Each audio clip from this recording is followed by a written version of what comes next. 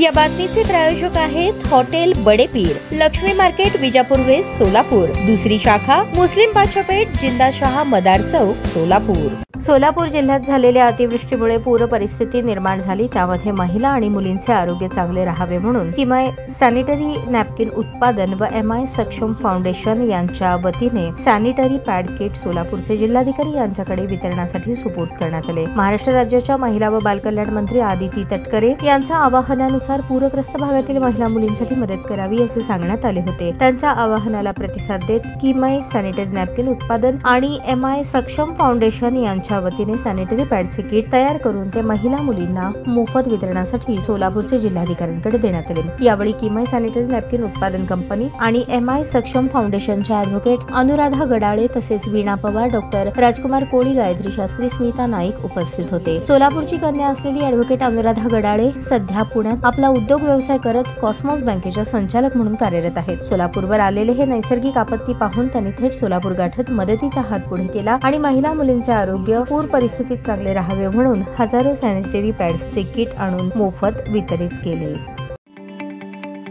ताज्या बातम्या पाहण्यासाठी प्राईम महाराष्ट्र न्यूज चॅनलला सबस्क्राईब करा।